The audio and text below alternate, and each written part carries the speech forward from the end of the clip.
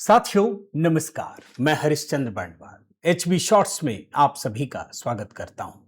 दोस्तों, मोदी सरकार और मनमोहन सरकार या फिर कहिए गांधी परिवार की सरकार, दोनों में कितना बड़ा फर्क है दोस्तों, आज इसका एक पता चलता है, एक उदाहरण सामने आता है दोस्तों। और यह उदाहरण देख करके आपको समझ में आएगा कि जो आतंकवाद के कारनामों की वजह से जेल के पीछे होने चाहिए, जिनको फांसी की सजा होनी चाहिए, उसको वीवीआईपी गेस्ट बना करके प्रधानमंत्री के घर में भेज दिया जाता था।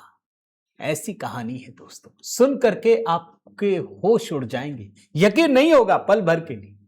आपको पहले मैं एक तस्वीर दिखाता हूं दोस्तों, ये तस्वीर ध्यान से देख लीजिए। ये बहुत बड़ी तस्वीर है दोस्तों, इस तस्वीर में तो पीएचडी की जा सकती है। इस तस्वीर पर ही किसी को वास्तव में रिसर्च पेपर करना चाहिए कि आखिर वो कौन सी परिस्थिति है कि प्रधानमंत्री मनमोहन सिंह को यासीन मलिक जैसे दुर्दांत आतंकवादी से मिलना पड़ा, उसको वीआईपी गेस्ट बनाना पड़ा।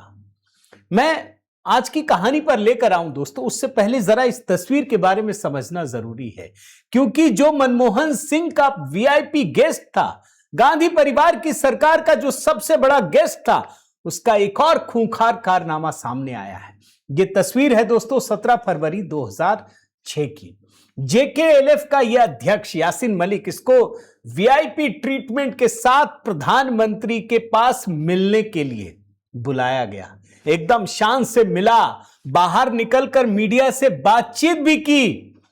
ये वो यासीन मलिक है दोस्तों जिसने वायुसेना के 3 बड़े जवानों की गोली मारकर हत्या कर दी, देश के खिलाफ युद्ध छेड़ दिया। इसे एनआईए कोर्ट ने टेरर फंडिंग केस में उम्र कैद की सजा सुनाई है। 2 मामलों में उम्र कैद हुई है बल्कि, और दोनों सजाएं एक साथ चल रही हैं। इसी यासीन मलिक ने दोस्तों एक बड़ा खुलासा किया, दिल्ली हाईकोर्ट में एक हलफनामा डाला, और जानते क्या कहा उसमें? यासीन मलिक ने कहा कि उसने 2006 में पाकिस्तान में लश्कर-ए तैयबा का मास्टरमाइंड, 26/11 का मास्टरमाइंड हाफिज सईद से मुलाकात किया था यासीन मलिक ने पाकिस्तान में। और यह खुद से नहीं किया, बल्कि भारतीय खुफिया अधिकारियों के अनुरोध पर एक गुप्त शांति प्रक्रिया के तहत किया गया। और जब प्रधानमंत्री मनमोहन सिंह से मिले तो मनमोहन सिंह ने इनको धन्यवाद कहा, कृतज्ञता व्यक्त की। यह यासीन मलिक का परिचय है दोस्तों। एक और दिखा देता हूं, फिर असली चीज पर लेकर आता हूं। यासीन मलिक को 9 मामलों में सजा हुई है दोस्तों, मैं चेक कर रहा था, 9 मामलों में सजा।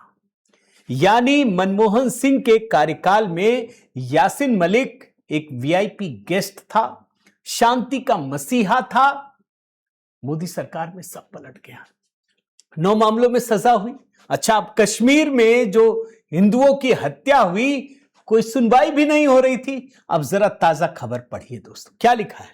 कौन थी कश्मीरी पंडित नर्स सरला भट्ट, 1990 में कैसे हुई हत्या? 36 साल के बाद 700 पन्नों की चार्जशीट। 1990 का मामला मोदी सरकार में ऐसा खुला कि यही यासीन मलिक आतंकवादी, इसके नाम एक और खाते पर दर्ज हो गया है केस। क्या कहानी है दोस्तों, सुनिए। जम्मू कश्मीर पुलिस की स्पेशल इन्वेस्टिगेशन एजेंसी 36 साल पुराने कश्मीरी पंडित नर्स सरला भट्ट के अपहरण और हत्या मामले में बड़ा कदम उठाया। 700 से अधिक पन्नों की चार्जशीट दाखिल की और इसी जम्मू कश्मीर लिबरेशन फ्रंट यानी जेकेएलएफ के प्रमुख यासीन मलिक को मुख्य आरोपी बनाया है।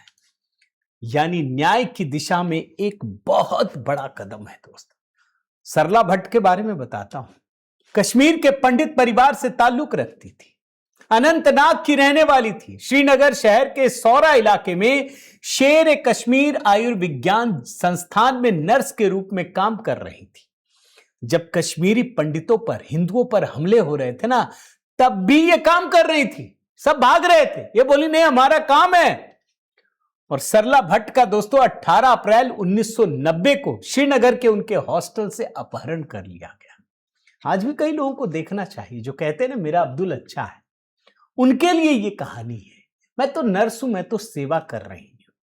अपहरण कर लिया गया और कुछ दिनों के बाद श्रीनगर शहर के अपटाउन इलाके में उनकी लाश मिली। पुलिस जांच में पता चला दोस्तों कि इनके साथ दरिंदगी हुई, बेरहमी से टॉर्चर किया गया और ऑटोमेटिक राइफल से गोली मारकर हत्या कर दी गई। इसी की चार्जशीट 36 साल बाद फाइल की गई है और मुख्य आरोपी कौन है? यासीन मलिक, यानी गांधी परिवार की सरकार का वीआईपी गेस्ट, मनमोहन सिंह का वीआईपी गेस्ट, शांति का मसीहा। एक एक करके मोदी सरकार में सारे केस में निपट रहा है। न्याय की उम्मीद जग रही है। यही दो सरकारों के बीच का फर्क है दोस्तों। जरूर कमेंट कीजिएगा, बताइएगा आप क्या सोचते हैं। लाइक कीजिए, शेयर कीजिए। अगर इस चैनल को सब्सक्राइब नहीं किया है दोस्तों, जरूर कीजिएगा। बहुत बहुत धन्यवाद। जय सिया राम।